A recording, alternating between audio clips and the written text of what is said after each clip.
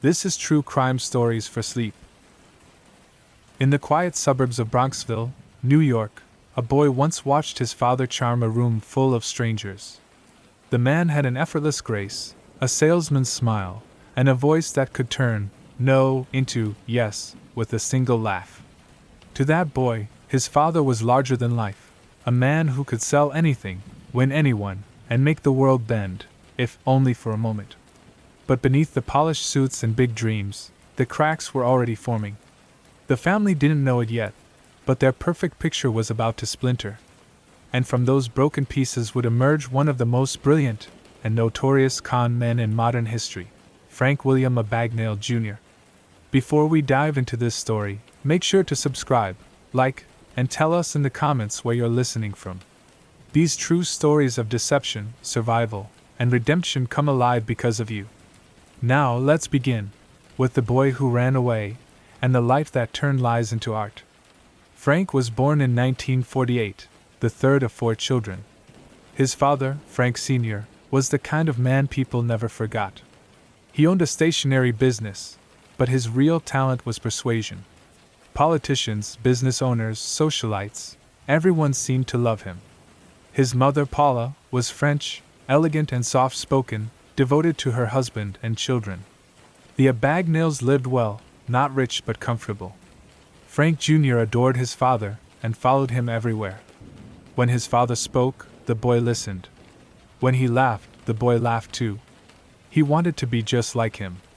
But by the time Frank turned 12, the glow around his father began to dim. The stationery business fell apart under mounting debt, and Frank Sr.'s charm, his greatest gift, became a liability. Creditors called, friends turned away, and the family home grew quieter with each passing month. The strain seeped into the marriage. Frank would later remember the sound of their arguments more vividly than any lullaby. When the divorce came, it split Frank's world in two. One day he was living in a cozy home with 2 parents who still smiled for photographs. The next, he was standing in a courtroom, watching them sign papers that made him choose sides. At 16, he couldn't process what was happening, only that everything he'd known was gone. His father, once the man he admired most, now lived in a small apartment. His mother remarried. And Frank, restless and angry, was caught between 2 worlds that no longer wanted him together. He stayed with his father for a while, helping out where he could. But every visit reminded him of what they'd lost. Frank Sr. would tell stories about his glory days, about the politicians he'd dined with and the deals he'd almost closed. He'd smile through it, but his son could see the regret in his eyes. "You can't buy trust, son," he'd say. "You earn it. Once it's gone, it's gone." Ironically, that was a lesson Frank Jr. would spend the next decade proving wrong. At 16, still in high school, Frank began experimenting with small scams. He'd use his father's gas credit card to buy tires, batteries, or auto parts, things he didn't need, then convince the clerks to give him cash instead of goods.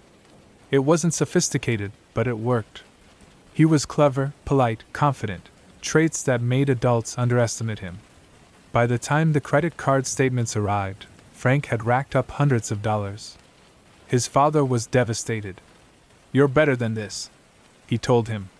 But the boy had already tasted the thrill of deception. It wasn't about money, it was about power. The confrontation was brutal. His father, furious but heartbroken, couldn't bring himself to punish him. His mother, remarried and distant, barely recognized the boy she once called her little gentleman. So Frank made a choice. One morning in 1964, with less than $200 to his name, he ran away from home. He was 16 years old. The world he stepped into was vast and uncaring. He drifted between jobs: truck driver, delivery boy, busboy. But every paycheck reminded him that he was just a kid trying to survive in a grown man's world. Employers didn't take him seriously. Adults looked through him. That's when he began to realize something. People treated you the way you presented yourself. If you looked older, acted confident, spoke like you belonged, people believed you. And for Frank, belief was everything. He began experimenting with appearance. He changed the date on his driver's license to make himself older, adjusted his clothes to seem more professional, and started practicing new voices in front of mirrors. At first, it was just to get better jobs. But with every success, the lies became bigger, the disguises more elaborate. New York City in the mid-1960s was a con artist's playground. The world was trusting, paperwork was minimal, and institutions, banks, airlines, hospitals, operated on good faith. Identification was little more than a photo, a signature, and a letterhead. Frank learned to study these details like a craftsman, understanding that trust wasn't earned by proof but by presentation. If he looked the part, he was the part. He rented a small apartment under a false name, moving from place to place when money ran low. He'd cash small, forged checks, nothing large enough to attract attention, but enough to live comfortably. His charm and manners made him invisible to suspicion. In diners and hotel lobbies, he'd listen to businessmen talk, absorbing their language, their rhythm, their posture. The more he mimicked them, the more they accepted him. But even for a con artist in training, there were close calls. Once, a bank teller held one of his fake checks under the light, hesitating. Frank smiled and cracked a joke about the boss giving him another lousy print job. And she laughed, stamping it approved. He walked out with $200 and a pulse that felt like lightning in his veins. It was the same feeling he'd get every time he bent the world just enough to fit his lies. He didn't know it yet, but he was building an empire of deception, one tiny forgery at a time. Each success pushed him further into the belief that rules were optional, that the system existed to be outsmarted. But beneath all the cleverness and control, there was something raw, a boy still trying to prove to his father, to himself, that he was worth believing in. Sometimes, late at night, Frank would think of his father. He'd picture him standing at the counter of a small store, smiling at strangers, trying to hold on to whatever dignity he had left. He'd think of the words his father once told him. "You can't buy trust," and he'd laugh quietly to himself. Because to Frank, that was exactly what he'd learned to do. By 17, he'd already cycled through several fake identities. He'd pretended to be a businessman, a delivery contractor, even a teacher once, though only for a day. Each role gave him a taste of power he couldn't get anywhere else. He was rewriting his life, one forged signature at a time. But it was during a long layover at LaGuardia Airport that his greatest transformation began. Standing by a window, watching pilots in their pressed uniforms stride confidently toward their planes, Frank noticed something remarkable. People didn't question pilots. They didn't check their IDs, they didn't doubt their authority, they didn't even look twice. In a world obsessed with appearances, the uniform was a magic key. And Frank, a boy with a genius for mimicry, had just found his next disguise. What started as a simple observation would soon become the boldest and most famous impersonation in modern history. But for now, in 1965, Frank Abagnale Jr. was still just a runaway with a restless heart, a sharp mind, and a hunger for control. The world hadn't caught up to him yet. The banks didn't know his name. The FBI didn't have a file. But that was about to change. Because the boy who ran away from home was about to step into a world where lies could take you anywhere, even 30,000 feet into the air. The airport smelled like jet fuel, coffee, and ambition. Travelers hurried past in crisp suits and pressed dresses, their eyes drawn to the men in navy uniforms who walked with the steady confidence of those who ruled the skies. The pilots of Pan American World Airways were gods of the modern age, their smiles lit by the reflection of glass and chrome, their lives touched by glamour. To a 17-year-old runaway named Frank Abagnale Jr., they represented everything he wanted to be: admired, trusted, and free. He stood near the boarding gates at LaGuardia, watching them move as a group, greeting staff by name, shaking hands with passengers who looked at them with admiration. No one questioned a man in a pilot's uniform. No one asked for proof. They simply believed. Frank knew in that moment that the uniform wasn't just fabric, it was a passport to anywhere. And belief, he'd already learned, was the most powerful currency of all. He started small, as he always did. He walked into a Pan Am office one afternoon and pretended to be a high school student working on a project about commercial aviation. The receptionist smiled, flattered, and handed him pamphlets, technical manuals, and even a few old employee forms. He studied every line, memorizing terminology, terms like deadheading jump seat and crew manifest. He learned the layout of Pan Am identification cards, how flight schedules looked, and what kind of information appeared on the paperwork. Every piece of knowledge became another brick in the illusion he was building. But the real transformation began with the uniform. He contacted a company that supplied airline apparel and claimed he was a pilot who'd lost his own set while traveling. "No problem, Captain," the clerk said. All he needed was an employee number, which Frank lifted directly from one of the forms he'd studied.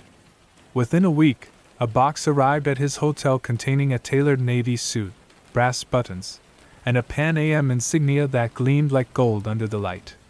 When he put it on for the first time, he didn't see a scared teenager in the mirror anymore. He saw a man who belonged. Armed with a forged Pan Am ID card, crafted from laminated plastic and careful handwriting, Frank began visiting airports. The first time he walked through the terminal in full uniform, his heart pounded so hard he could feel it in his throat. But no one stopped him. In fact, gate attendants smiled as he passed. Flight crews nodded in greeting. And when he approached a counter to inquire about deadheading to another city, the clerk didn't hesitate. "Where to, Captain?" she asked. He simply picked a destination at random. Within minutes, he was boarding a plane. He couldn't believe how easy it was. There were no background checks, no security screenings, no databases to cross-reference. Pilots were trusted by default. He took his seat among the crew, smiled politely, and listened to them talk about flight routes and maintenance schedules. When one asked what fleet he flew, Frank replied, 707s, mostly, out of Miami. It sounded believable enough. The other pilots nodded, satisfied. They didn't question the confidence in his tone or the ease of his manner. The boy who had once forged checks in small-town banks was now cruising 30,000 feet above the ground on Pan Am's dime. Flying for free quickly became a lifestyle. He learned to travel light, carrying only a flight bag and a clipboard, the props of authority. At hotels, he would show his Pan Am badge and charge his stay to the airline's corporate account. Clerks treated him like royalty, offering upgrades, late checkouts, and meals on the company. At restaurants, stewardesses invited him to dine with them, laughing at his jokes, impressed by his youth and confidence. No one ever guessed he wasn't who he claimed to be. But the uniform did more than open doors, it opened eyes. Everywhere he went, people noticed him. Strangers wanted to talk, to ask about the places he'd been, the adventures he'd seen. It gave him access to a world that would have been closed to him as an ordinary teenager. And with every interaction, his lies grew easier to tell. Money, however, was another story. Free flights and meals could only go so far. Frank still needed cash, and that's when he began experimenting with Pan Am payroll checks. He observed how tellers treated pilots, how they'd cash their paychecks without hesitation. All he had to do was mimic that process. He printed counterfeit checks on Pan Am stationery he'd borrowed from the offices, using magnetic ink and routing numbers he'd studied meticulously. When he walked into a bank dressed as Captain Frank Williams, the tellers practically fell over themselves to help him. They never questioned a man in uniform. He started small, $50 here, $100 there, but quickly realized how much more he could get away with. His forgeries were flawless, each one better than the last. Soon, he was depositing fake checks in multiple states, withdrawing thousands before the fraud could be detected. It was an elegant system, and it worked beautifully. Frank began to live a life most grown men couldn't afford: penthouse suites, fine dining, expensive suits.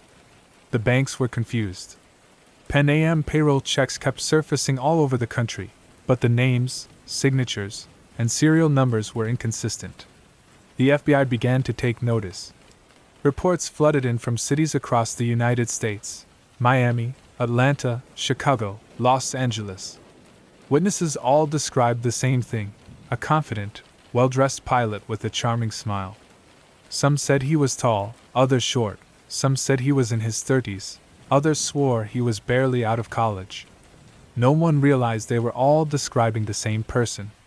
Frank loved the chase. Every time he forged a check, he knew he was gambling with time. He changed names and cities frequently, never staying in one place long enough for the banks to connect the dots. He took advantage of Pan Am's global reach, flying to Europe and back as if he belonged there. In one daring stretch, he logged more than 200 flights, visiting over 24 countries, always moving, always pretending. In Paris, he strolled along the Seine in his pilot uniform, soaking in the city lights. In Rome, he ordered wine at hotel bars, talking about the next flight to Cairo, with real pilots who never once suspected a thing. He began to perfect not just the con, but the performance, the gestures, the language, the timing. Everything was part of the illusion. There were close calls, of course. Once, a flight attendant he'd met months earlier almost recognized him under a different name. He smiled, joked that he had a twin brother also working for Pan Am, and she laughed it off. Another time, an airport manager offered to introduce him to a real captain from his supposed division. Frank faked a sudden schedule conflict and vanished before the meeting could happen. Each escape taught him to stay sharper, to adapt faster. But the deception came with a strange cost. Late at night, sitting alone in hotel rooms, he sometimes felt the loneliness creep in. The world treated him like a hero, yet he had no one who truly knew him. Every conversation was a performance, every smile a lie. Still, he couldn't stop. The freedom was intoxicating, and the rush of getting away with it was unlike anything else. He began keeping track of his earnings in a notebook, hundreds of thousands of dollars in forged checks, all from banks too trusting to suspect a man in uniform. He bought tailored suits, fine watches, and traveled first class when he wasn't impersonating a pilot. To anyone who saw him, he was successful, confident, unstoppable. Meanwhile, the FBI was growing desperate. Agents traced his forged checks across multiple states, but each lead went cold. The man they were chasing seemed to vanish into thin air, only to reappear under a new name, in a new city, with a new story. He was always one step ahead. To them, he was a ghost in the machine, an invisible criminal exploiting a world that still believed in paper and trust. By the end of 1966, Frank Abagnale Jr. had flown hundreds of thousands of miles, forged checks worth a small fortune, and fooled the world's most prestigious airline without ever stepping foot in flight school. He was 19 years old. He didn't know it yet, but the chase had just begun. The uniform that had given him freedom would soon become the reason every lawman in America was looking for him. But for now, he was still untouchable, flying high above the clouds, the boy who became a captain, and the con who turned belief into wings. The morning light slipped through the blinds of a Miami motel room, striping the bed where a half-opened briefcase lay across crisp white sheets. Inside, neat stacks of checks rested beside a portable typewriter, bottles of ink, and a plastic stencil set. Frank Abagnale Jr. was already up, tying his tie in the mirror, his Pan Am uniform draped perfectly across his shoulders. He wasn't flying anywhere that day, but appearances mattered. They always did. By now, the art of deception had become a science. Every detail was planned, every movement rehearsed. He knew exactly how to carry himself, how to speak, how to make eye contact without seeming suspicious. But beneath the calm exterior, his mind worked like a machine, calculating routes, timing deposits, memorizing signatures. He wasn't a boy playing dress-up anymore. He was a professional. And business was booming. Frank's forged checks were masterpieces of simplicity. He discovered that most banks accepted Pan Am payroll checks without verification, especially when presented by a smiling pilot with a charming manner. The key, he learned, wasn't to make the perfect forgery. It was to make one that looked authentic enough for no one to question. Confidence filled in the rest. In one city after another, he repeated the act.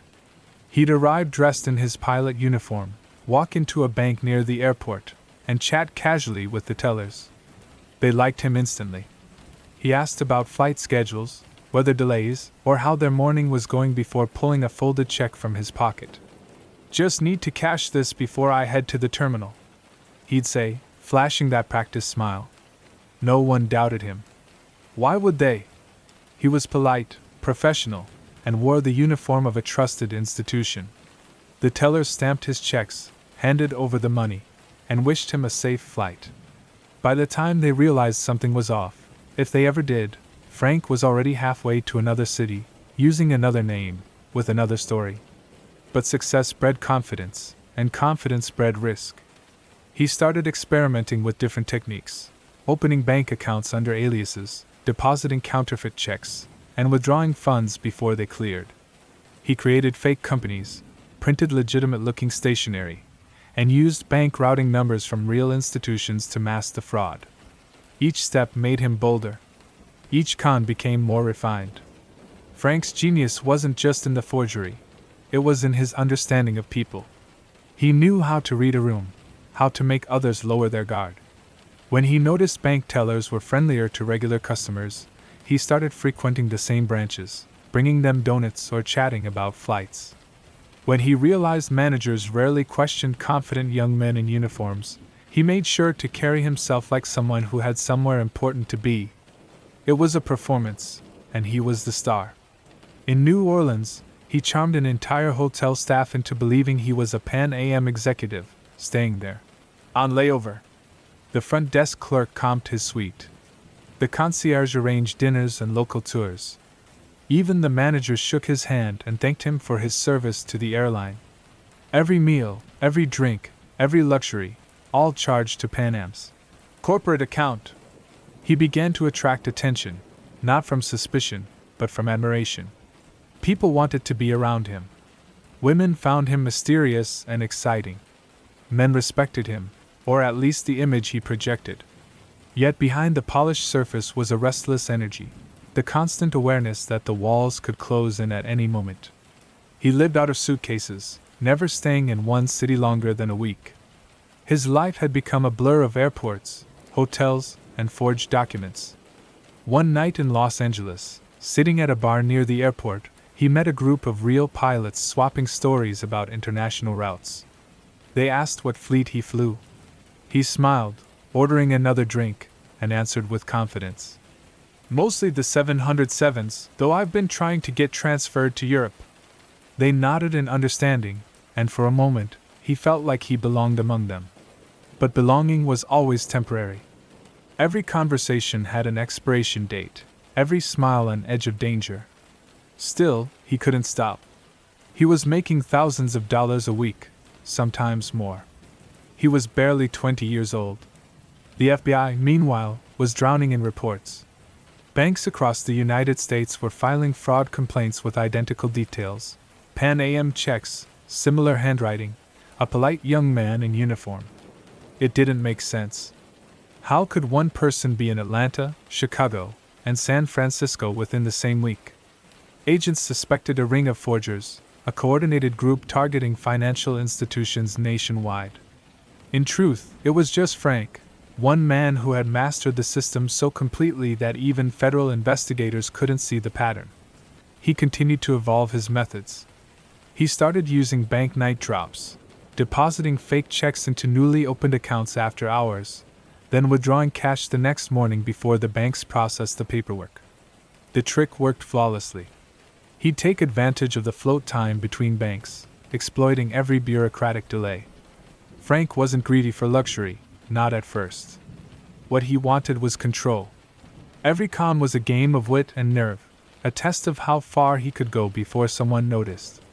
He'd sit in a hotel room, spread out a dozen fake checks across the bed, and admire them like an artist studying his work. The edges were perfect, the ink precise, the logos indistinguishable from the originals. But even an artist needs to stay inspired. He began targeting new industries: car rentals, airlines, hotels, even university payroll departments. Anyone who relied on trust and routine was a potential mark. He understood that people, not systems, were the weakest link. In one particularly daring move, he walked into a printing company and convinced the manager he was a Pan Am purchasing officer. "We're outsourcing some of our forms," he said, showing a forged ID badge. The man didn't hesitate. Within days, Frank had boxes of authentic Pan Am-style stationery and blank checks, straight from the manufacturer. He didn't even need to forge logos anymore. They were real. His operations became global. He flew to Europe, Paris, Madrid, Geneva, posing as a corporate pilot. European banks, trusting American credentials, cashed his counterfeit checks without question. He moved money through currency exchanges, using different names, different signatures, and different stories. He was, for all practical purposes, untraceable. But even perfection leaves a shadow. The more successful he became, the more careless moments slipped through. In Miami, a teller remembered his face. In Atlanta, a hotel clerk noticed his signature didn't match the one on file. Tiny cracks, invisible at first, began to form. The FBI's file on him thickened.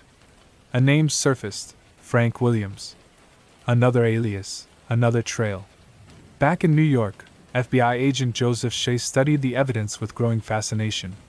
The same handwriting appeared in dozens of reports.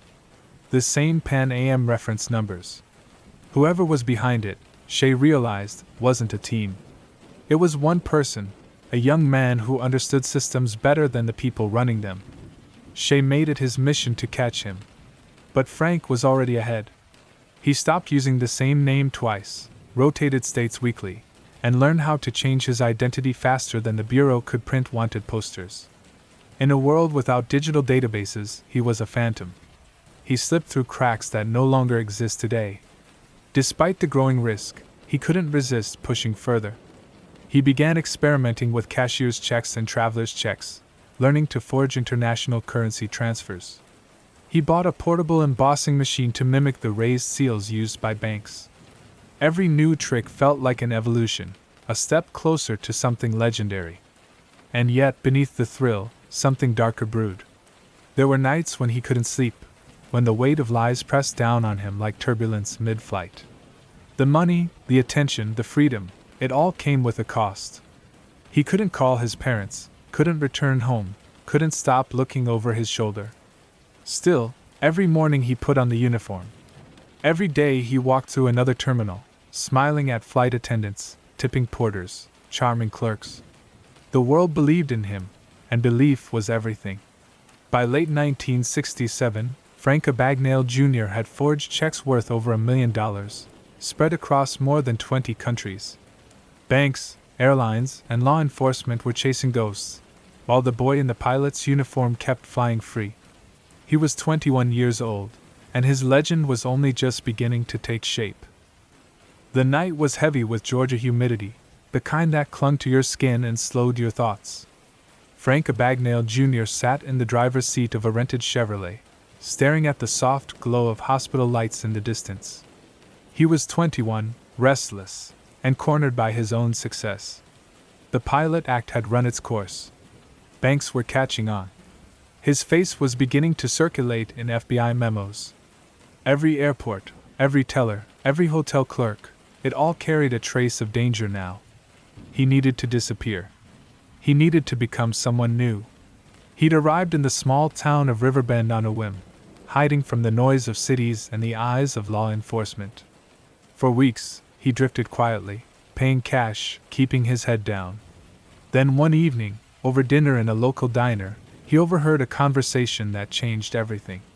Two young men in white coats, interns from the nearby hospital, were talking about residency schedules and rounds. They spoke casually about shifts, surgeries, and patients, their words laced with exhaustion and pride. And that's when the idea struck. If he could pass as a pilot, why not a doctor? The next day, he began his transformation. He ordered a set of medical books, studied terminology, memorized procedures, and learned enough to sound convincing in conversation. He forged a Harvard Medical School diploma, printed a fake Georgia state license, and adopted a new name, Dr. Frank Williams. The name rolled off his tongue easily, smooth and authoritative. He walked into Riverbend General Hospital with a confidence that came from months of practice. His uniform this time wasn't pressed navy blue, but a white coat, clean and professional. He introduced himself to the administrative staff, claiming he just relocated from Boston to take a break from the big hospitals. His tone was modest, his demeanor calm. Within minutes, he was shaking hands with the chief of staff. The chief liked him immediately. He was articulate, polite, and carried himself like someone used to responsibility. Within days, Frank was unofficially supervising interns and residents. The hospital, short-staffed and overworked, welcomed the extra help. No one questioned the paperwork. No one doubted his credentials. He was, once again, living inside a lie that felt almost real. Every day he arrived early, white coat crisp, stethoscope around his neck. He strolled through hallways, greeting nurses and patients with a warm smile. He didn't perform surgeries. He knew his limits, but he attended consultations, gave orders, and oversaw charts. The younger interns idolized him. "Dr. Williams," they'd say, "how would you approach this case?"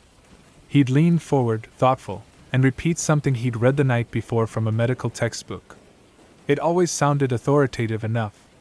Some nights, when the hospital was quiet, he'd walk through the dim corridors, listening to the rhythmic beeping of heart monitors and the shuffle of nurses' shoes.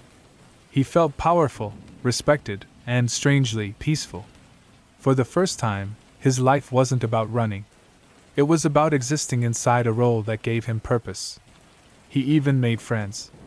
A young nurse named Brenda caught his attention, a soft-spoken woman with kind eyes and a gentle southern accent. She admired his intelligence, his composure, his compassion with patients. He, in turn, found comfort in her simplicity. For a while, Frank almost believed he could stop lying, that maybe he could build a life as Dr. Williams and leave the cons behind. But deception has a pulse of its own. It doesn't rest. Whenever Brenda talked about meeting her parents or introducing him to friends, Frank's stomach tightened. When she mentioned her father being a district attorney, he nearly choked on his coffee. Still, he smiled and nodded, pretending that everything was fine. At night, in his apartment, the tension returned. The stack of forged documents on his desk, the fake diplomas, the check templates, they reminded him who he really was. He wasn't a doctor. He was a fugitive, barely staying ahead of an FBI agent whose patience was wearing thin. Agent Joseph Shea had finally connected the dots. The same handwriting, the same pattern of fraud, Pan Am banks, and now reports of a mysterious doctor with a similar description. Shea's office walls were covered in maps and photos, each connected by red thread.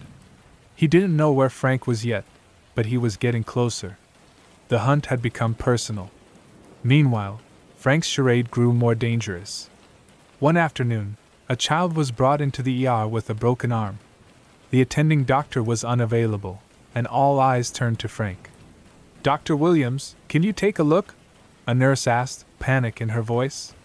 For a brief moment he froze. His mind raced. Then, forcing calm, he smiled and said, "Of course." He examined the boy, asked questions, nodded thoughtfully, and ordered x-rays. While the technicians handled the rest, he retreated to the lounge, heart pounding. He had no idea what he was doing, but no one suspected a thing. Still, the close calls began to pile up. A visiting surgeon asked detailed questions about his residency at Harvard. Another doctor noticed inconsistencies in his medical terminology. The walls of his fantasy were cracking. Then came the moment that pushed him to leave. One night, a patient went into cardiac arrest. The team scrambled, nurses shouting, alarms blaring, and someone yelled for Dr. Williams to assist. Frank froze, watching the chaos unfold. He knew he couldn't help. He stood rooted to the floor until another physician shoved him aside and took over. When it was over, he walked out into the parking lot, drenched in sweat, his hands trembling. He realized how close he'd come to disaster, not just for himself, but for someone else. The next morning, he handed in his resignation, telling the hospital he'd been called back to Boston. They thanked him, wished him well, and sent him off with hugs and handshakes. To Brenda, he promised he'd return. He meant it, in a way. But his life wasn't built for promises. He moved again, this time to Louisiana. The air was thick and slow, the people warm but curious. He kept a low profile until one evening, sitting in a hotel lobby, he overheard a conversation between two young men complaining about the state bar exam. That old spark ignited again. He wondered, could he fake his way into being a lawyer? He found a way to obtain a Harvard Law diploma template and crafted another identity, this time as Robert Conrad, an ambitious attorney from New York. He studied law books obsessively, learning just enough to sound credible. To his own disbelief, he passed the Louisiana State Bar exam on his third attempt. The examiners had no reason to question his credentials. Soon, he was working in the Attorney General's office, sitting in meetings, drafting documents, and advising on minor cases. He never argued in court, but no one suspected why. Colleagues praised his intelligence and charm. He'd gone from a doctor in Georgia to a lawyer in Louisiana, all in under a year. At night, he wrote letters to Brenda that he never sent. Sometimes, he wondered what she'd think if she knew the truth. Other times, he wondered if there was any truth left in him at all. He'd become a man built from paper, ink, and improvisation, a shadow shifting through borrowed lives. Agent Shea's pursuit finally gained traction. Reports of Robert Conrad reached his desk, along with a familiar description: tall, young, dark-haired, confident. Shea's instincts screamed that it was him. He began coordinating with local authorities, tracking every alias, every whisper of a man who shouldn't exist. But Frank always managed to stay one step ahead. He sensed the danger tightening around him, the subtle signs, a stranger watching too long, a question that cut too close. So he did what he always did best: he vanished. By the end of 1968, Frank Abagnale Jr. had lived as a pilot, a doctor, and a lawyer, all before turning 22. He'd fooled banks, airlines, hospitals, and state offices. He was a walking paradox, a criminal genius chasing legitimacy, a lonely boy pretending to be a man. The world believed in him, but he was beginning to doubt himself. And somewhere, far behind him, Agent Shea was getting closer, close enough that the next time Frank slipped up, there'd be no uniform or diploma to save him. The chase was about to go global. The train hummed beneath the dark Louisiana sky, cutting through the stillness like a ghost. Frank Abagnale Jr. sat by the window, his reflection rippling against the glass, the soft sway of the carriage rocking him between exhaustion and adrenaline. He'd left behind another alias, another fabricated life, another near miss. Somewhere behind him, in another city, an FBI agent named Joseph Shea was closing in. The boy who had once run away from home was now a man being hunted across a continent. Frank had spent the past few years as many different men: pilot, doctor, lawyer, and each role had given him a taste of power, respect, and the illusion of belonging. But the more he ran, the lonelier he became. The lies that once thrilled him now began to wear like heavy clothes in summer heat. He was only 22, yet his eyes carried the weight of decades. When he arrived in Atlanta, he decided to try something new: simplicity. He took an apartment under a modest name, paid in cash, and told himself he would stop. No more cons. No more running. He wanted normalcy, or at least something close to it. But normalcy wasn't built for someone like Frank. He was addicted to the rush, the applause, the quiet satisfaction of being smarter than the system that tried to contain him. Within weeks, he was drawn back in, a forged check here, a false ID there. He told himself it was temporary, just enough to get by. But every forged document reignited the spark. The thrill of deception was his curse, and his comfort. He met Brenda again, the nurse from Georgia, when their paths crossed at a medical conference he attended under yet another identity. She was surprised, but happy to see him. He told her stories of his supposed new career in law, of working for the government, of redemption. She believed him, or perhaps she wanted to. They spent long evenings walking under the southern stars, talking about dreams and futures. She spoke of wanting a family, a quiet life near the water. Frank said he wanted the same. For a brief time, He almost believed his own lies. He proposed one evening on the veranda of her parents' home, the warm wind carrying the scent of magnolias. Her father, a respected district attorney, was cautious but charmed by the young man's confidence and poise. He offered Frank a position in his office after the wedding, a chance to build a legitimate future. Frank smiled, thanked him, and accepted. But inside, panic clawed at him. He knew the wedding could never happen. The closer he got to happiness, the closer his lies came to collapsing. A week before the ceremony, he vanished. No note. No trace. Just silence. By now, the FBI had nearly pieced together his trail. The same handwriting, the same forged Pan Am checks, the same aliases reused with subtle variations. Agent Shea, relentless and methodical, knew his target wasn't just another forger. This one was unique, intelligent, strategic. He admired him in a strange way, the same way a hunter might admire the cunning of its prey. Shea had traced Frank to Atlanta, then New Orleans, then Chicago, always a step behind.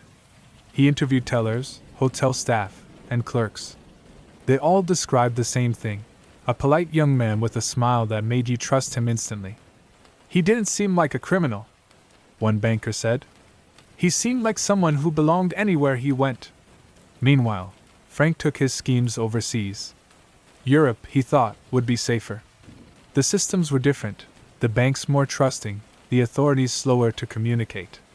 He flew to France under the name Frank Taylor, using a Pan Am uniform and forged credentials to secure first-class flights and luxury hotel rooms.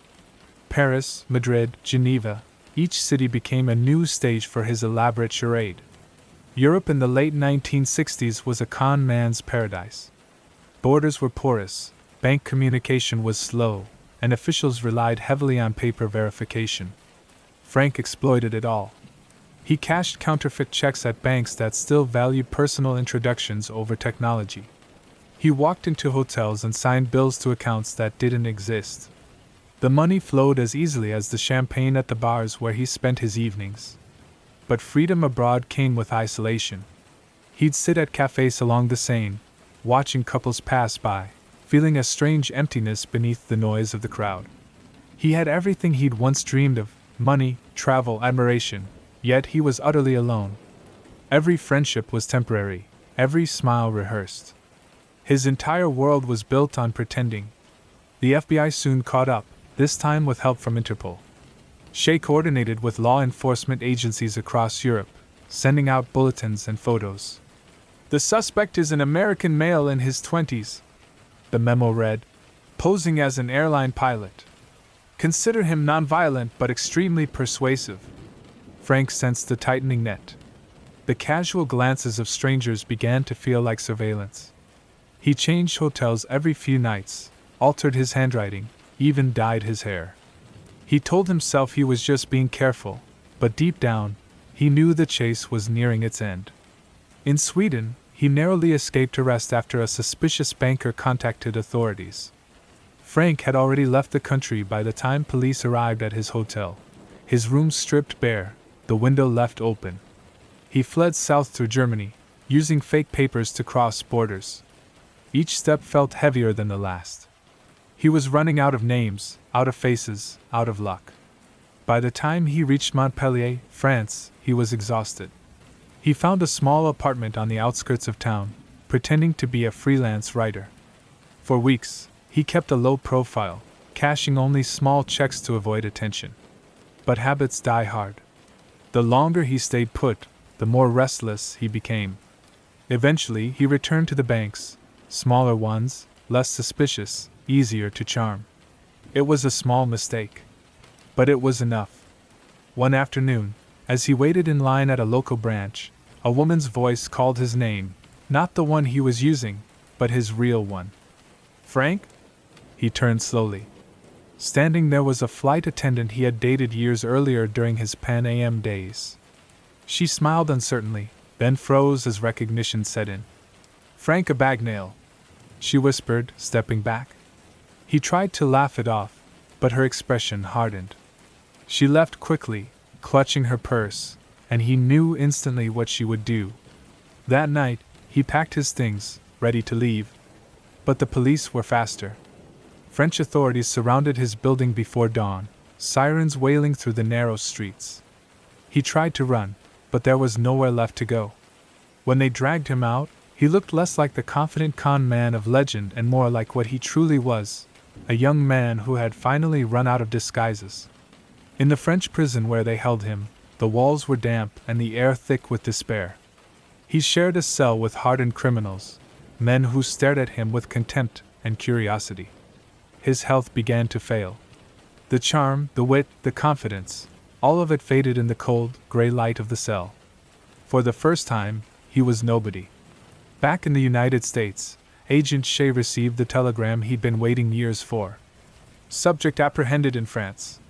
He sat back in his chair, staring at the words. The hunt was over. But even he couldn't help wondering what would become of the boy who'd fooled the world. Months later, as Frank awaited extradition, he thought about Brenda, his parents, the lives he'd invented and abandoned.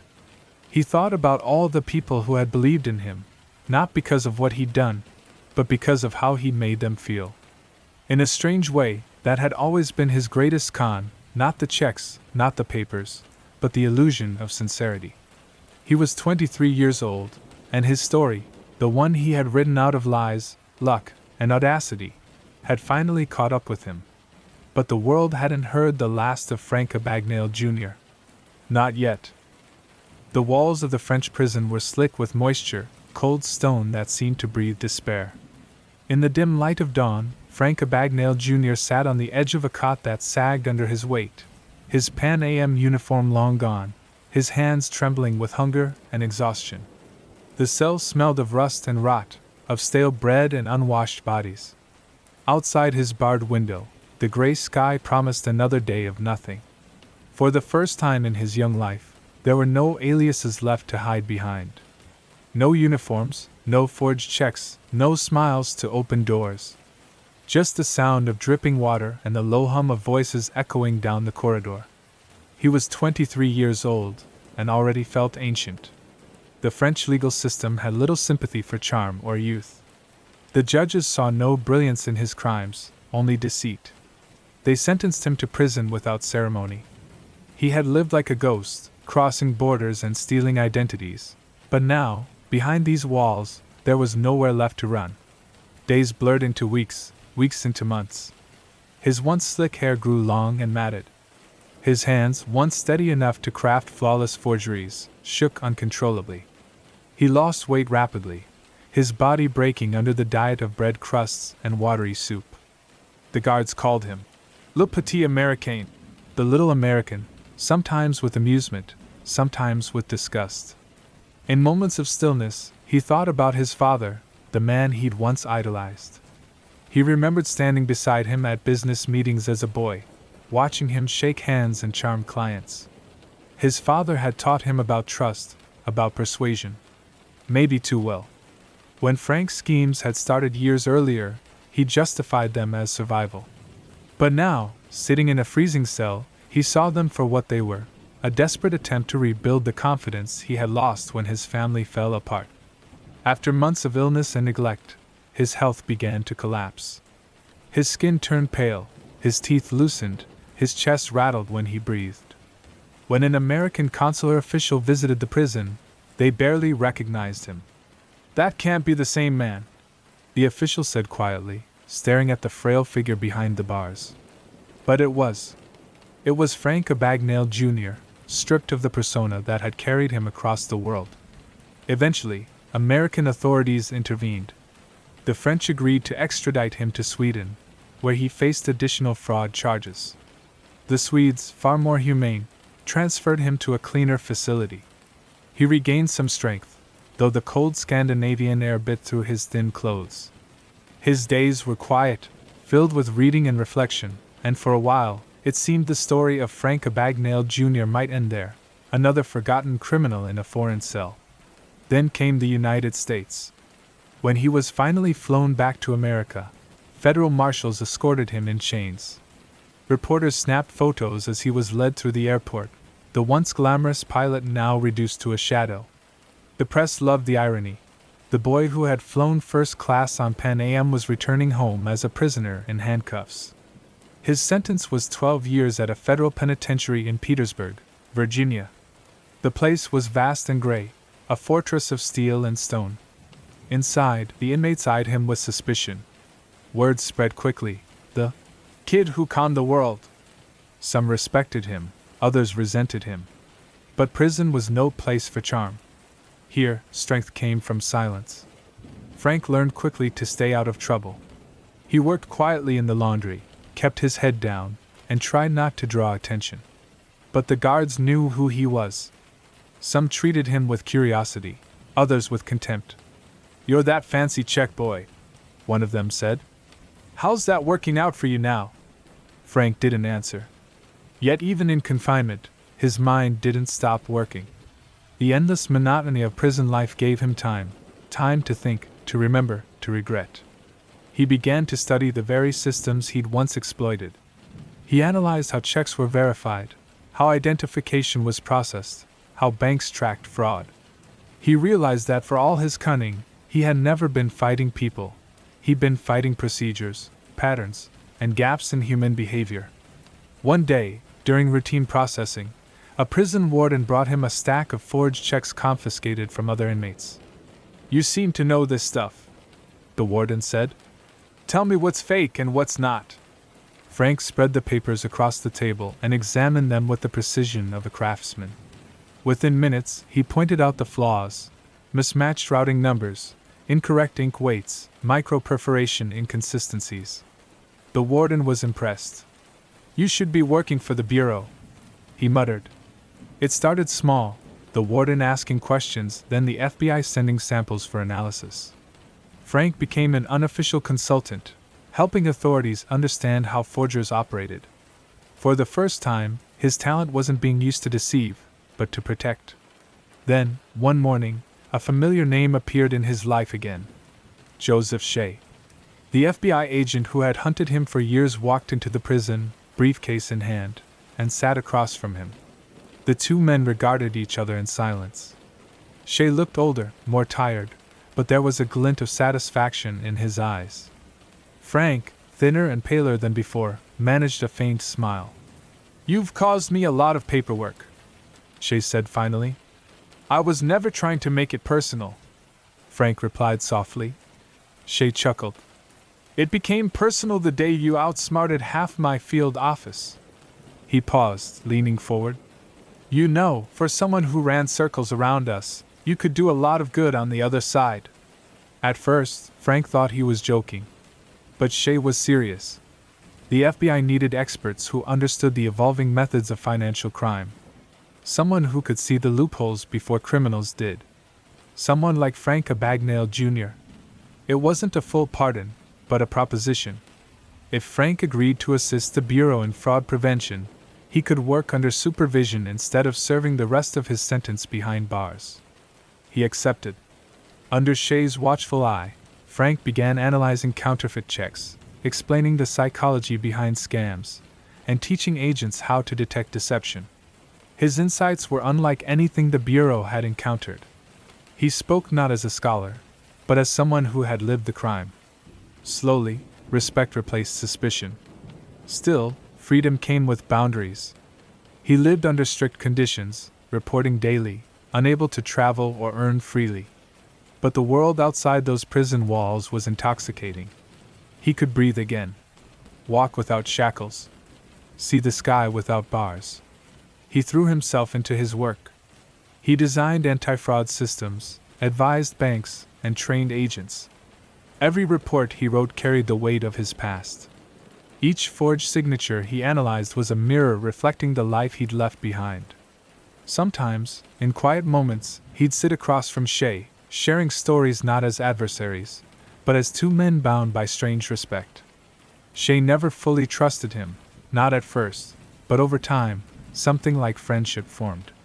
"You remind me of my kid," Shea told him once. "Except my kid listens when I tell him not to lie." Frank laughed softly. "Then he's already smarter than I was." As the years passed, his expertise grew invaluable. Banks began consulting him directly, asking for help developing stronger verification systems. His understanding of fraud, both technical and psychological, became legendary. He was still serving time in a sense, paying a lifelong penance through his work, but it was a penance he accepted. There were nights, though, when the ghosts returned. He'd lie awake in his small rented room, thinking of Brenda, of his father, of the boy who had once dreamed of flying. He'd wonder whether he'd ever truly redeemed himself or if redemption was just another illusion he'd learned to sell. But each morning, he showed up at the bureau. Each day, he shared his knowledge. And somewhere, between the past and the present, between the lies and the truth, Frank Abagnale Jr. began to rebuild the one thing he had lost long ago: his identity. The world that once chased him now listened to him. The system he had fooled now depended on him. And for the first time in years, he wasn't pretending to be anyone else. The world outside prison had changed, but in many ways, Frank Abagnale Jr. hadn't. He was still lean, sharp-eyed, and carried himself with a strange mix of confidence and caution. The difference now was purpose. He no longer spent his days running from law enforcement. He was helping them run faster than the people who thought they could beat the system. It began quietly. A small, windowless office at the FBI headquarters in Washington, D.C., where a desk, a typewriter, and a stack of counterfeit checks sat waiting for his expertise. He wasn't an agent. He didn't carry a badge or a gun. He was there on a special arrangement, still technically a criminal, but working off his sentence by serving the same institution that had once chased him across continents. At first, the other agents didn't know what to make of him. Some admired his intellect. Others despised him for what he represented. They'd spent years trying to bring people like him to justice, and now one of them sat among them, giving advice. But as weeks turned into months, skepticism gave way to something else: respect. Because Frank Abagnale didn't just know how con men worked, he thought like one. He spent long hours analyzing fraudulent documents, breaking down patterns that others missed. His typewriter clacked steadily as he recreated forgeries by memory, showing agents how small inconsistencies, the faint misalignment of letters, the texture of paper, the microscopic imperfections in magnetic ink, could reveal deception. He had an instinct that couldn't be taught. "You can't always see a fake," he told one investigator. "You have to feel it. Paper tells you a story if you listen close enough." It wasn't glamorous work, but it mattered. Every fake check he identified, every counterfeit scheme he dissected, meant fewer victims and fewer criminals slipping through the cracks. And while he worked, the FBI was watching him, waiting to see if the con man had truly turned. Agent Joseph Shea, the man who had once hunted him relentlessly, now oversaw his rehabilitation. Their relationship had evolved from adversarial to almost paternal. They met often, usually late in the day when the offices were quiet, sharing coffee and conversation. Shea was pragmatic, cautious, but there was genuine trust growing between them. "You're still a pain in my neck, Frank," Shea said once with a smirk. "But I'll admit, you're good at what you do." Frank grinned. "That's the first nice thing you've said in 5 years." Shea leaned back in his chair. "Don't get used to it." Through these exchanges, an unlikely bond formed, one built not on shared morals, but on mutual understanding. Shea saw something in Frank that others didn't: the potential to use his brilliance for good. And Frank, for all his deflection and wit, respected Shea as the only man who had ever truly outsmarted him. In 1974, his work began to draw attention beyond the bureau. Banks were hemorrhaging millions due to new forms of check fraud, and they needed help. The FBI arranged for Frank to consult with major financial institutions, teaching them how to detect forgeries and strengthen their systems. At first, the executives were skeptical. They couldn't quite believe they were taking advice from a man who had once robbed them blind. But Frank's presentations were captivating.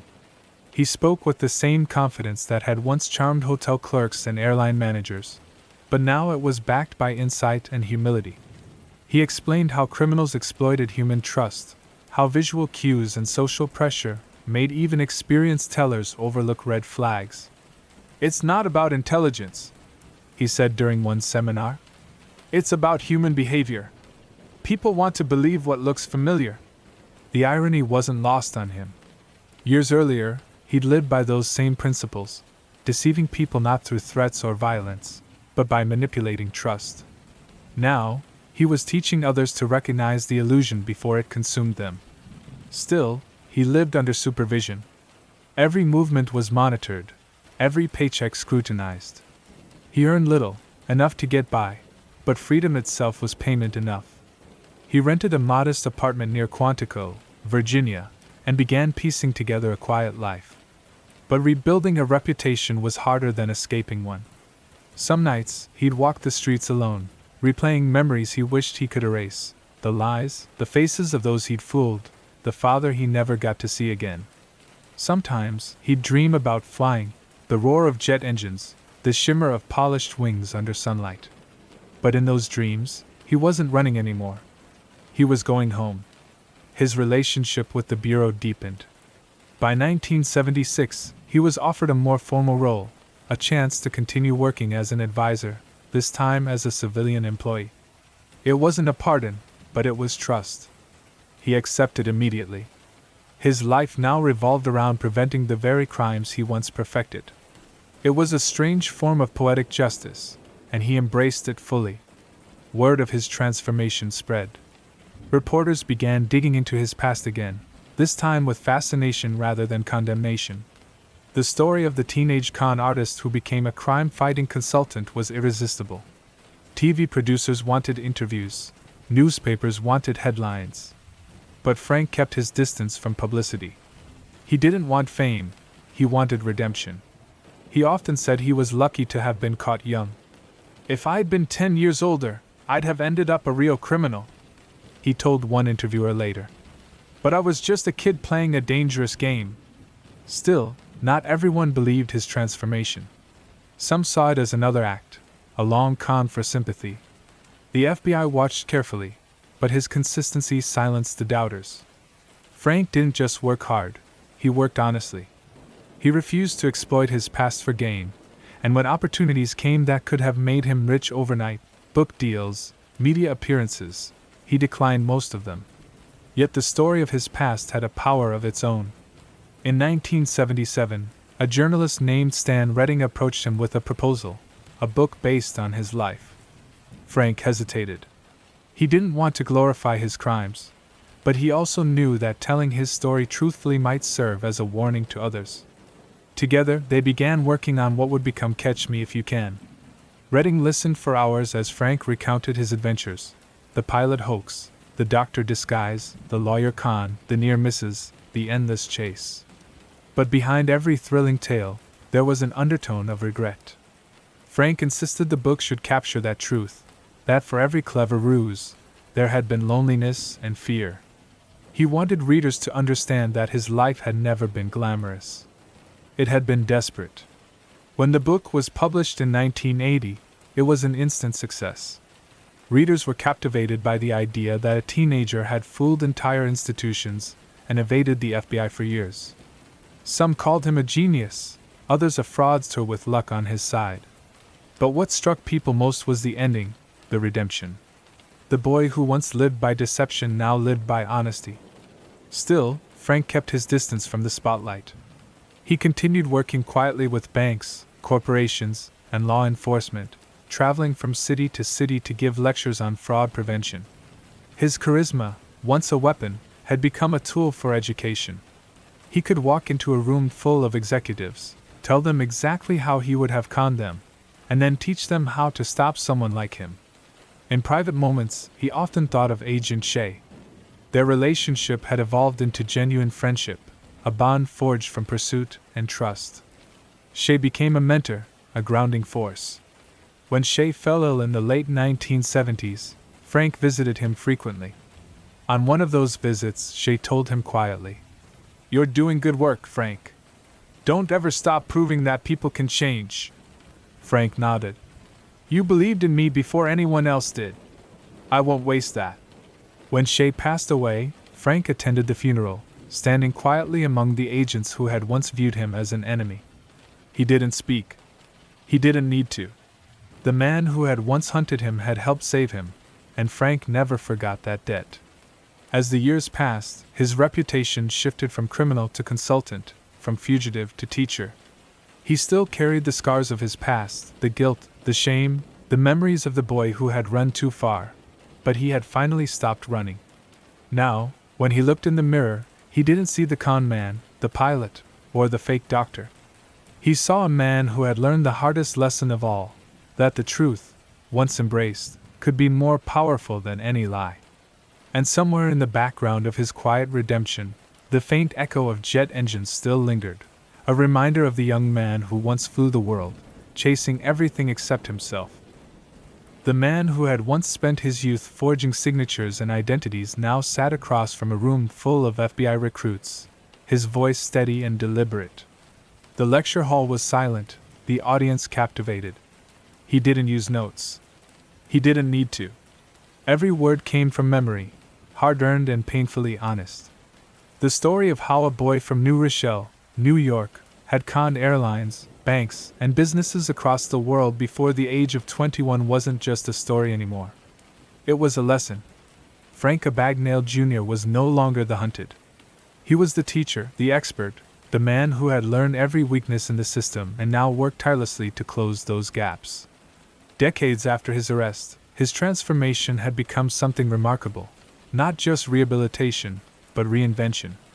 When he first began consulting with the FBI, he'd expected it to be temporary, a way to make amends and stay out of trouble. But year after year, his role grew.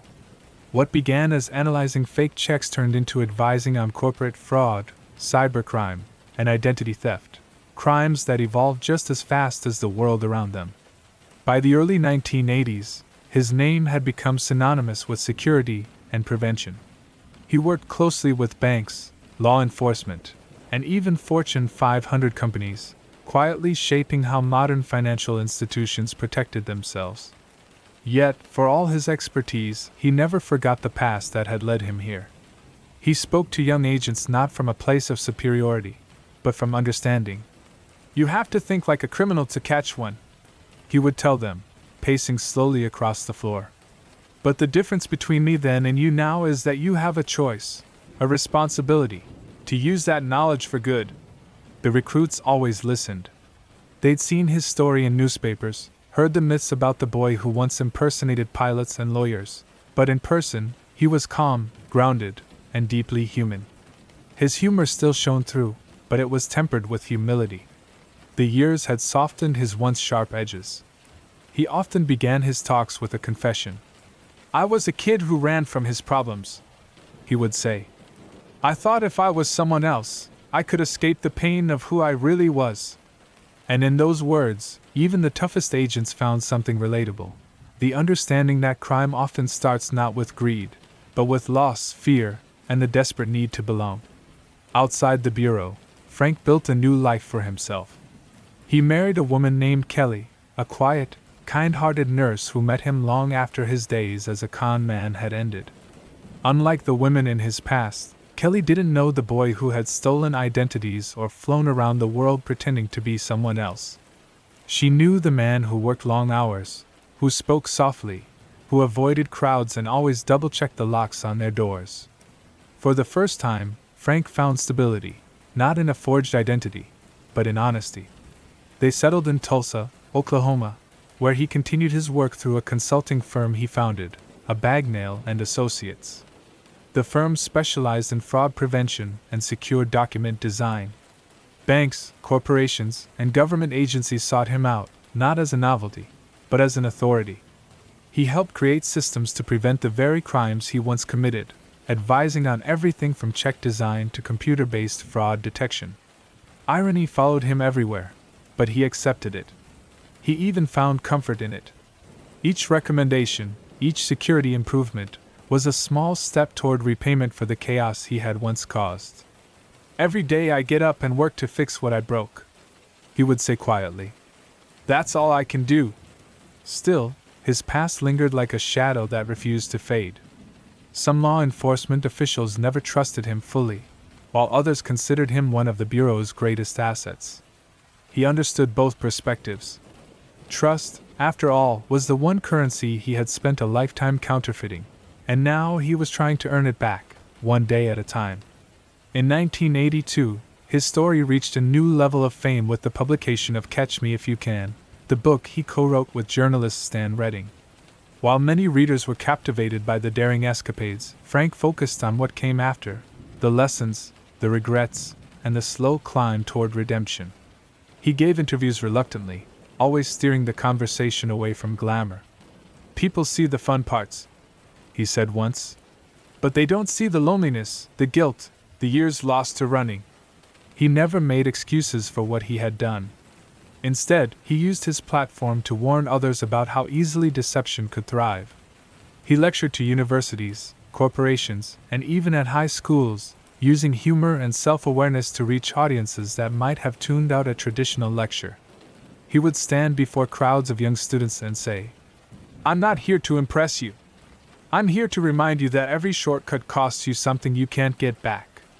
By the 1990s, the world had entered the digital age, and with it came a new breed of crime.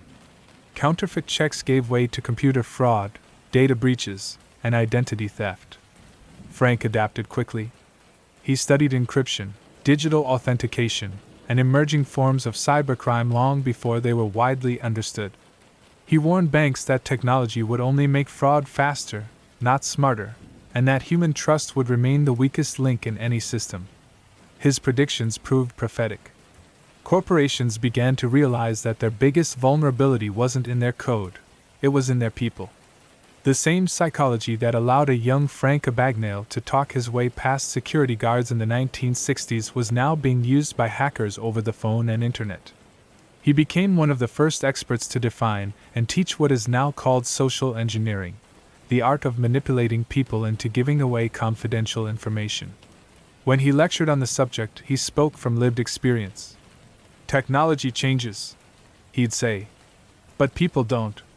The con always starts with confidence. That's why they call it a con." His seminars grew in demand. CEOs, bank executives, and even government officials filled conference rooms to hear him speak.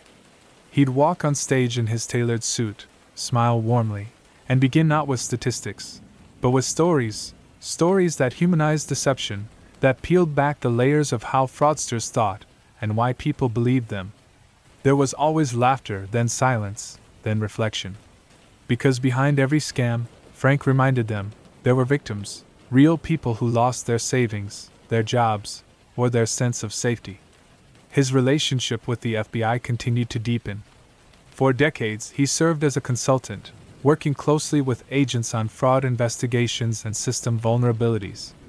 The Bureau no longer saw him as a criminal making amends. He was one of their own, an unofficial part of the family.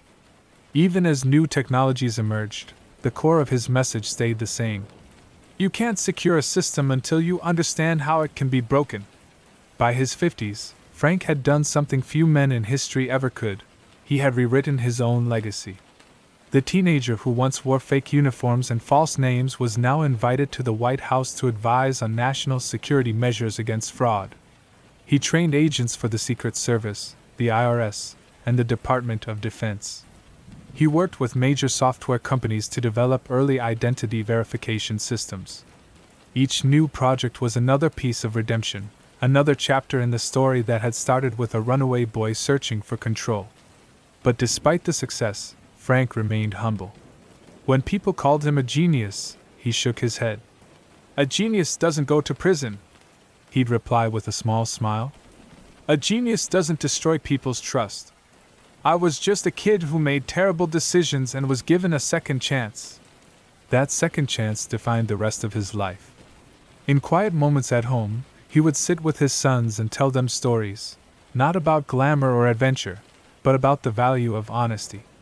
He told them never to lie, not because it was wrong, but because it trapped you.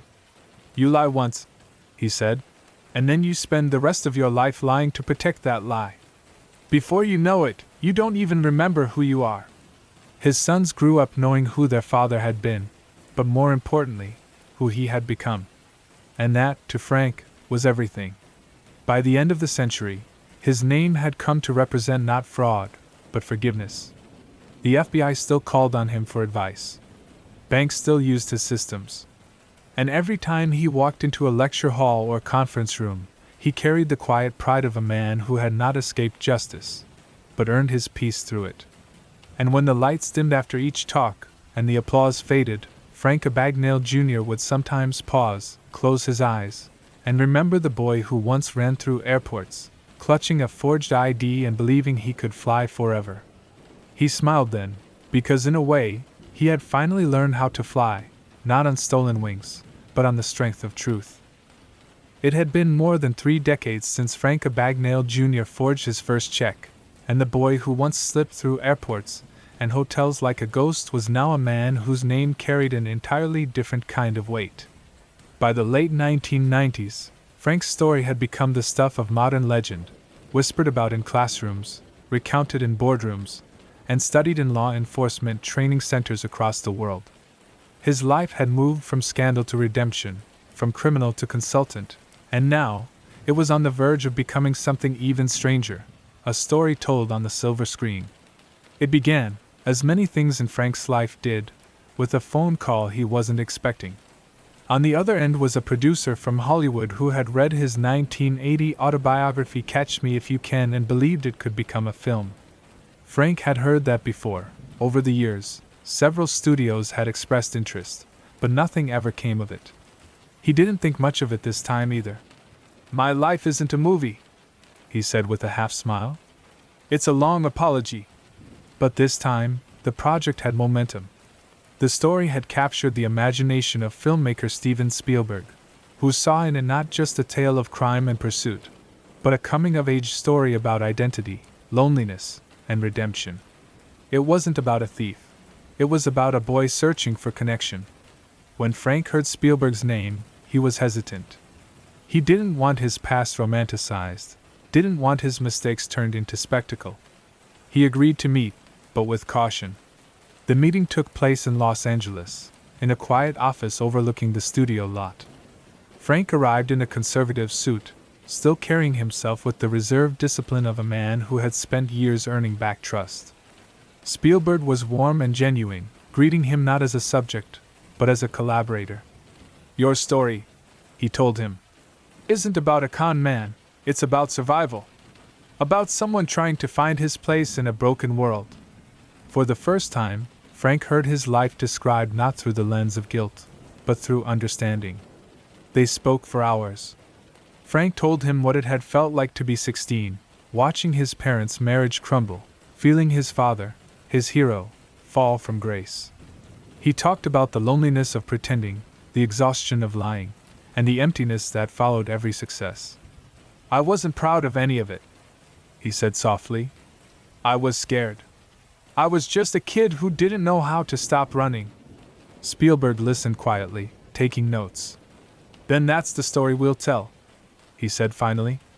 When Frank learned that Leonardo DiCaprio had been cast to play him, he was stunned.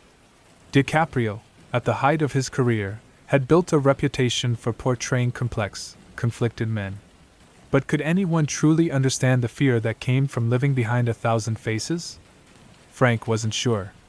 Then he met him. DiCaprio was curious, methodical, and disarmingly kind. He asked endless questions, about the smallest details, from how Frank folded his Pan Am uniform to how he walked when he was pretending to be someone older. But what struck Frank most was the empathy in his eyes. DiCaprio didn't see a criminal. He saw a frightened boy trying to find a version of himself that wouldn't disappear. Filming began in 2001, and for months, Frank consulted closely with the production team, offering insights, correcting small inaccuracies, and helping them capture the tone of the times. He was amazed at the scale of it: the recreated airports, the period-perfect sets, the gleaming Pan Am planes. It was surreal watching actors walk through scenes from his own past, repeating lines he had spoken decades earlier in moments of fear or bravado. Sometimes he would stand off to the side during filming, quietly watching DiCaprio perform, and it felt like seeing his younger self from a distance, a ghost he had finally made peace with. "That's not me anymore," he'd think, and for the first time, that thought brought comfort rather than shame. Then came Tom Hanks. The veteran actor had been cast as Carl Hannity, the fictionalized version of FBI agent Joseph Shea, the man who had pursued and later befriended Frank. Hanks captured the weary determination, the quiet humor, and the decency that defined Shea.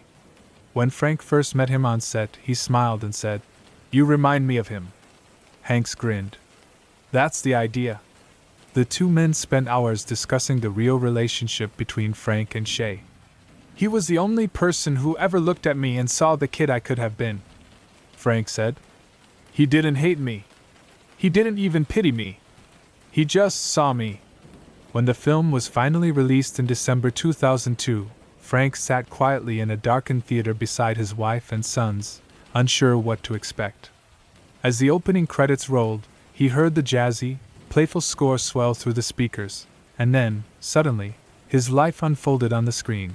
The broken family, the lies, the chase, the desperate longing for connection. It was both beautiful and painful to watch. He laughed when DiCaprio's young Frank charmed flight attendants and forged checks. But when the scenes turned darker, when the loneliness crept in, he felt the weight of his own memories pressing down. By the time the final scene faded, showing his redemption and partnership with the FBI, he was silent. His wife reached over and took his hand. When the lights came up, he was in tears. Not because of what he'd seen, but because the story was finally over, not his story, but the one the world had carried for decades. It was out there now, told truthfully and without glamour, just as he had hoped. The film became a worldwide success, praised for its balance of humor and heartbreak. Audiences adored it. Critics celebrated it. But for Frank, the most meaningful reaction came from the people who approached him afterward. Men and women who said the movie had made them rethink the choices they'd made, or forgive themselves for past mistakes. "You made me realize that redemption's possible," one young man told him after a lecture. Frank smiled softly. "It always is," he replied, "if you want it enough." In the years that followed, Frank's fame took on a new dimension. He wasn't just a consultant anymore, he had become a cultural figure, a living example of transformation. His work with the FBI continued, now officially spanning more than 40 years. He helped design fraud prevention systems for banks across the world and consulted with governments on anti-crime technologies.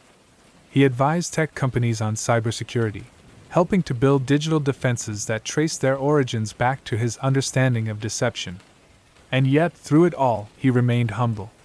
Fame, he knew, was just another illusion, a different kind of forgery. When people asked if he enjoyed the attention, he would smile faintly.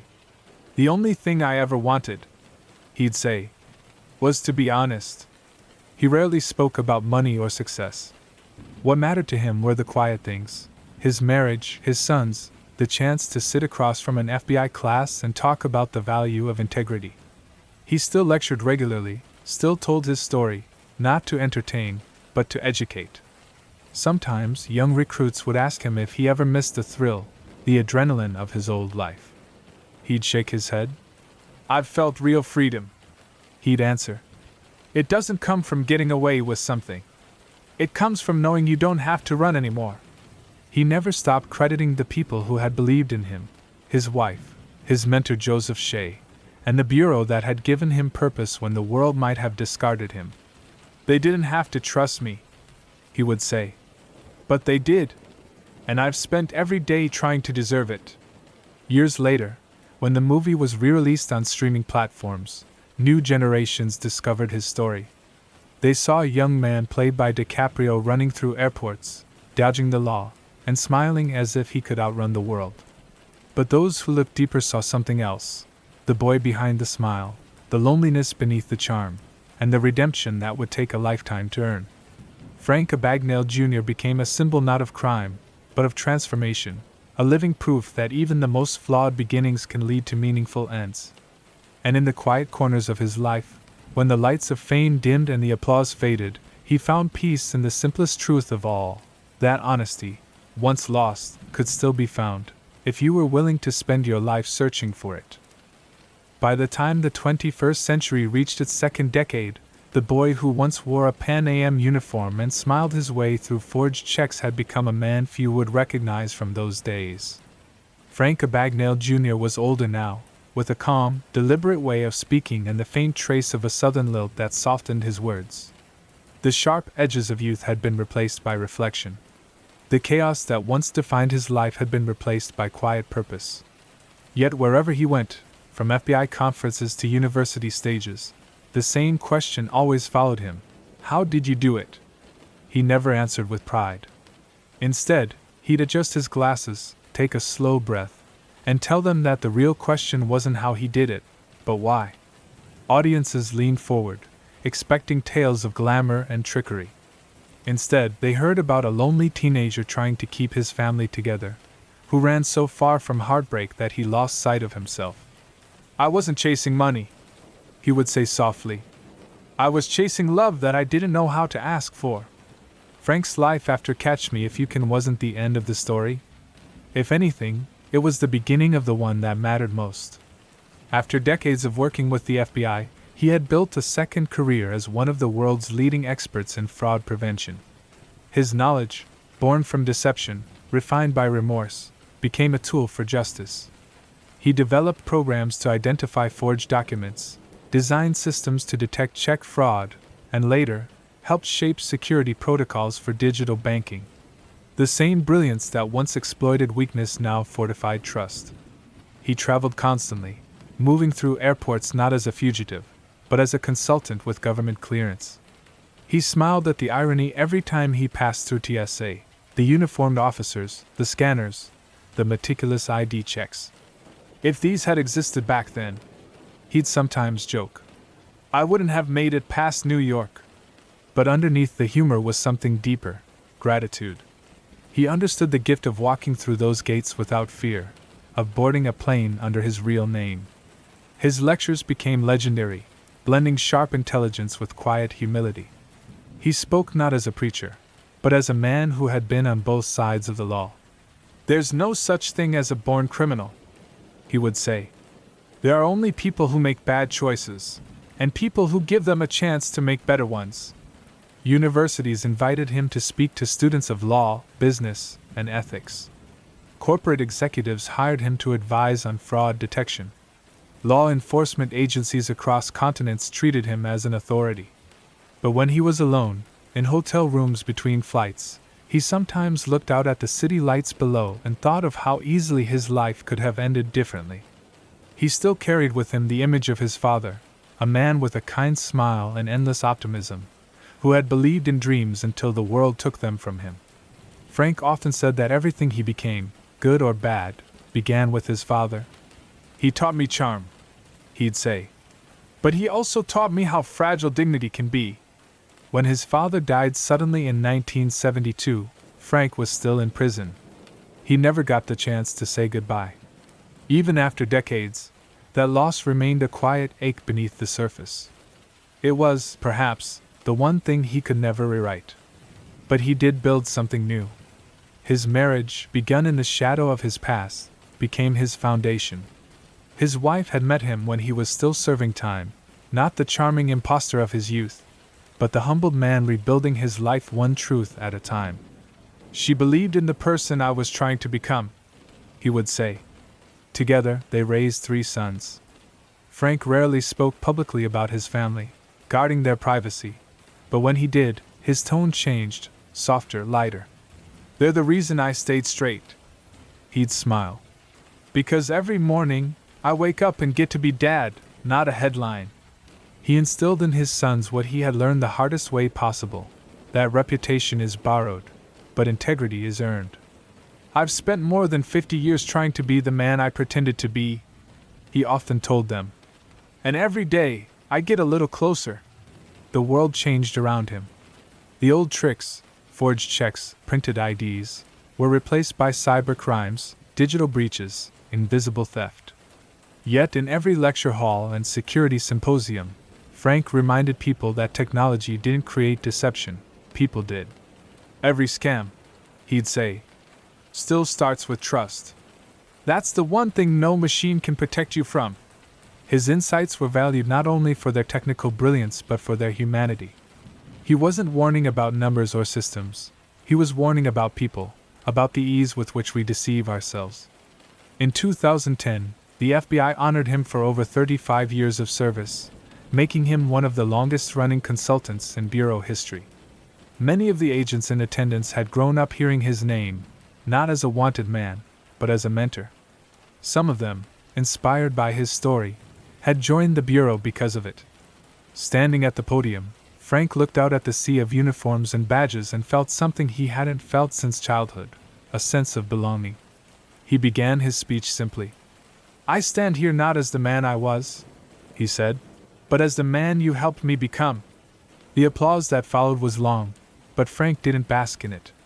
He only smiled modestly, his eyes glistening, knowing that this, not the cons, not the fame, not the film, was the real ending. The irony wasn't lost on him. The same institution that once hunted him now celebrated him. The same laws that once condemned him now relied on his wisdom. It was, in every sense, the redemption arc that few believed possible. Still, he never allowed the myth of Frank Abagnale to eclipse the reality. When asked about his past by reporters, he was always careful. "Hollywood told a good story," he'd say, "but real life isn't so glamorous. Every lie cost me something I couldn't afford: trust, peace, love. I wouldn't trade a single honest day for all the cleverness in the world." As the years passed, he watched his story inspire others, not just through the movie or his book, but through the quiet lessons it carried.